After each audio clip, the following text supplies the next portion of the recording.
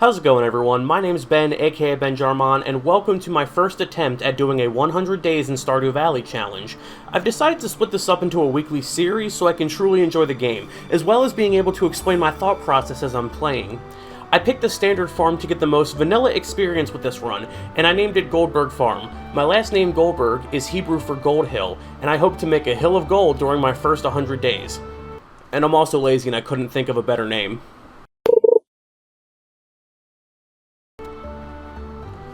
On our first day, we woke up to a package with 15 parsnip seeds. Once we plant them, Goldberg Farm is officially up and running. I go into town to the local merchant, buy some seeds, and talk to a few townspeople. I get the seeds planted for the beans, cauliflower, and potato, so I can start working towards the community center. Once I used every last ounce of my energy, I called it an early night for day one.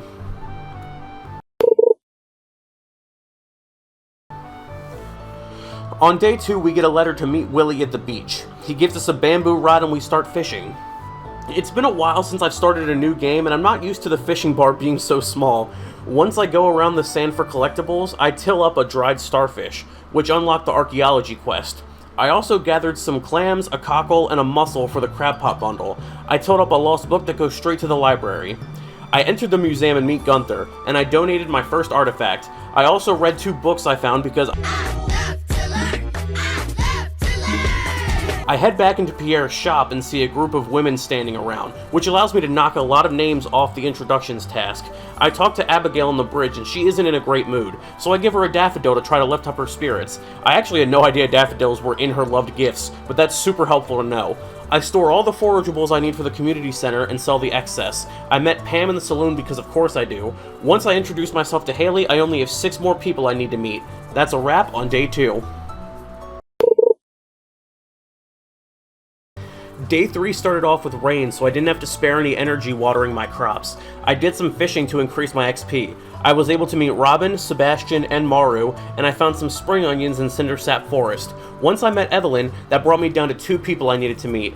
I stopped by the saloon to kill some time, and Leah is sitting right there. Just one more person to go. I started playing Journey of the Prairie King despite not being very good at it. That was until I found out you can shoot diagonally and just stand in the corner. I was able to beat level 1 for the first time. I sell my spring onions and save my fish for the community center. Thus ends day 3. Day 4 consists of me just waiting for the mines to open on day 5. While waiting for Elliot to leave his cottage, I keep fishing. I finally meet Elliot and unlock the gift task. I spend the entire day looking for a daffodil for Abigail that never showed up, but I did find a leak for the community center. Day 4 was pretty uneventful. On day 5, Marnie gives me a pet dog. I name it Alan after my grandfather who passed away in October.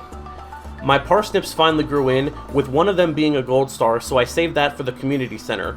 Once leaving my farm, I immediately found the daffodil I spent all of Thursday looking for. With the mines now unlocked, Marlin gives us a rusty sword and we're able to start mining. Haley wants us to bring her a Joja Cola, and since quests are beneficial in this game, I do it. I sold Pierre our 13 regular parsnips for 455 gold. Here comes the money, money, money, money. Dollar, dollar, dollar, dollar. I buy more seeds in order to expand our farm and get more crops for the community center and shipment box. I give Abigail her daffodil and gain 100 gold. I expand the farm and get our new seeds planted. I buy a Nautilus shell from the traveling cart so we don't have to wait for it later, and buy a Joja Cola for Haley. I go to Emily and Haley's house and Haley isn't home. I then proceeded to commit the cardinal sin of Stardew Valley challenges. I googled Haley's schedule. I find her by the fountain and give her the cola, giving us a net profit of 0. Before heading to the mines, I optimize my HUD bar to get the most optimal tool usage. I'm not trying to get any copper on day 1, I just want to get down to level 5 for the journal entry. I do end up finding topaz and amethyst, so I save those for the museum. I also find a crab, so the crab pot bundle is already 80% done. I finish the day by getting the ingredients for a scarecrow ready, and then going to bed. I placed my scarecrow and Marlin told me to go to the Adventurers Guild. Mayor Lewis opens the community center for us, but unfortunately I'm illiterate so I can't do anything.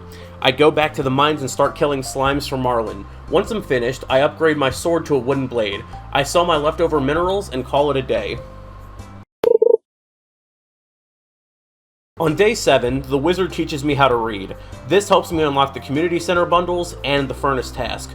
I go to Gunther and donate Dwarf Scroll 1. I'm trying to keep the museum organized by what I'm donating. I make my way up to the community center and knock out the spring foraging bundle immediately. This unlocks the furnace, fish tank, and kitchen bundles.